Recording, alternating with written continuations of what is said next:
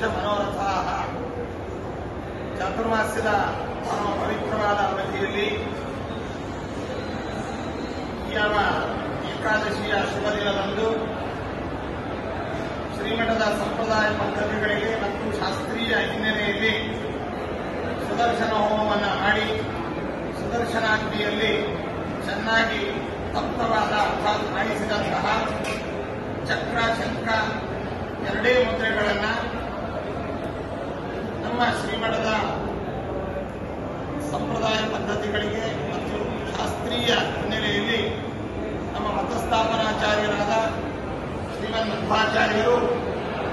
ಗ್ರಾಹಯಂಗೆ ಸುದರ್ಶನತ್ವಯಂ ಇತ್ಯಾದಿಯಾಗಿ ಹೇಳಿದಂತೆ ಬಲ ಮತ್ತು ಎಡಭುಜಗಳಲ್ಲಿ ಮಾತ್ರ ಚಕ್ರ ಶಂಖಗಳನ್ನು ಧಾರಣ ಮಾಡುವಂತಹದ್ದು ಶ್ರೀಮದ್ ಆಚಾರ್ಯರ ಅವಿಚ್ಛಿನ್ನ ಸತ್ವನಿಷ್ಠ ಪರಂಪರೆಯ ನಮ್ಮ ಮಠದ ಆಚಾರವಾಗಿದೆ. ಇಂತಹ ಪದ್ಧತಿಗಳಿಗೆ ಅನುಸರಿಸಿ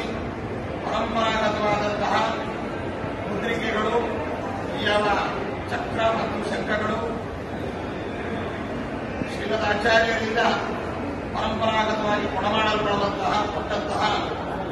ಯಾವ ಸುವರ್ಣದ ಮುದ್ರಿಕೆಗಳು ಚಕ್ರ ಶಂಖಗಳನ್ನು ಕಾಲಕಾಲದಲ್ಲಿ ಜೀರ್ಣೋದ್ಧಾರವನ್ನು ಮಾಡುತ್ತಾ ಈ ಸುವರ್ಣ ಮುದ್ರಿಕೆಗಳು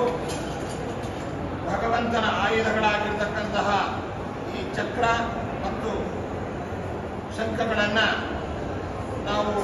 ಮೂಲರಾಮದೇವರ ಪಾದಪದ್ಮಗಳಲ್ಲಿ ಇರಿಸಿ ಅದನ್ನು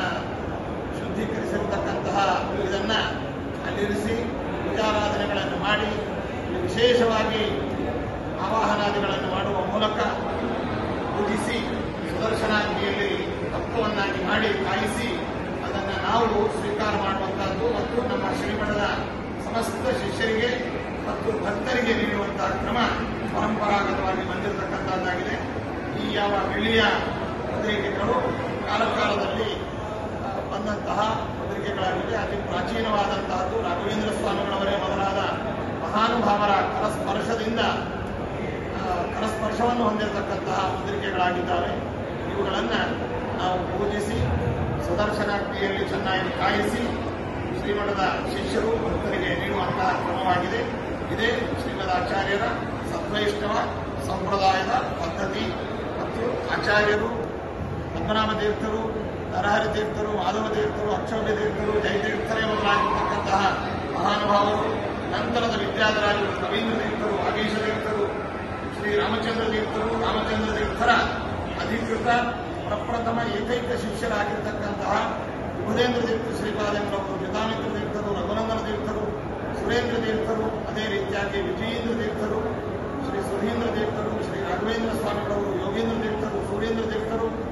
ಸುಮತೀಂದ್ರ ತೀರ್ಥರು, ಉಪೇಂದ್ರ ತೀರ್ಥರು, ಅದೇ ರೀತಿಯಾಗಿ ಮದೇಂದ್ರ ತೀರ್ಥರು, ವಸುಧೇಂದ್ರ ತೀರ್ಥರು, ವರದೇಂದ್ರ ತೀರ್ಥರು, ಧೀರೇಂದ್ರ ತೀರ್ಥರು, ಭುವನೇಂದ್ರ ತೀರ್ಥರು, ಸುಬೋಧೇಂದ್ರ ತೀರ್ಥರು, ಸುಜನೇಂದ್ರ ತೀರ್ಥರು, ಸುಜ್ಞಾನೇಂದ್ರ ತೀರ್ಥರು, ಸುಧರ್ಮೇಂದ್ರ ತೀರ್ಥರು, ಸುಗುಣೇಂದ್ರ ತೀರ್ಥರು, ಸುಪ್ರಜ್ಞೇಂದ್ರ ತೀರ್ಥರು, ಸುಬುಧೇಂದ್ರ ತೀರ್ಥರು, ಸುಶೀಲೇಂದ್ರ ತೀರ್ಥರು, ಸೂರತೇಂದ್ರ ತೀರ್ಥ ಶ್ರೀಪಾದಂಗಳವರು, ಅದೇ ರೀತಿಯಾಗಿ ಶ್ರೀ ಸ್ವಯಮೇಂದ್ರ ತೀರ್ಥರು, ಶ್ರೀ ಸುಜಯೇಂದ್ರ ತೀರ್ಥರು, ಶ್ರೀ ಸುಷಮೇಂದ್ರ ತೀರ್ಥರು, ನಮ್ಮ ಸ್ವರೂಪೋದ್ಧಾರಕರಾದಂತಹ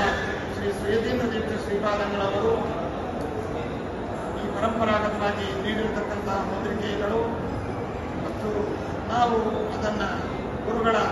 ಅಮೃತ ಹಸ್ತಗಳಿಂದ ಸ್ವೀಕಾರ ಮಾಡಿ ಇದೇ ಪರಂಪರೆಯನ್ನು ಮುಂದುವರಿಸಿಕೊಂಡು ಬಂದು ಈ ಮುದ್ರಿಕೆಗಳನ್ನು ನಾವು ಧಾರಣೆ ಮಾಡಿ ನಮ್ಮ ಮಠದ ಶಿಷ್ಯರು ಭಕ್ತರಿಗೆ ದಾನ ಮಾಡಿಸುವಂತಹ ಕ್ರಮವಾಗಿದೆ. ಇಂತಹ ಒಂದು ಪವಿತ್ರವಾದ ಮುದ್ರಿಕೆಗಳ ಧಾರಣೆ, ವೈಷ್ಣವ ಚಿಹ್ನೆಗಳ ಧಾರಣೆ, ಇದು ಭಗವಂತನ ನಾವು ವೈಷ್ಣವರು, ಭಗವದ್ಭಕ್ತರು ಮತ್ತು ವಿಷ್ಣು ಚಿಹ್ನೆಯನ್ನು ಧಾರಣೆ ಮಾಡಿರ್ತಕ್ಕಂಥವರು ಪವಿತ್ರವಾದಂತಹ ದೇಹವುಳ್ಳವರು ಎಂಬುದಾಗಿ ಶಾಸ್ತ್ರಗಳಲ್ಲಿ ಏನೆಲ್ಲ ಹೇಳಿದ್ದಾರೆ. ಆ ಒಂದು ಹಿನ್ನೆಲೆಯಲ್ಲಿ ಇವತ್ತು ಮಂತ್ರಾಲಯ ಕ್ಷೇತ್ರದಲ್ಲಿ ಸುದರ್ಶನ ಹೋಮವನ್ನು ಮಾಡುವ ಮೂಲಕ ಈ ಮುದ್ರಾಧಾರಣೆಯನ್ನು ನಾವು ಹೇಳ್ತಾ ಇದ್ದೇವೆ. ಸರ್ವೇ ಜನ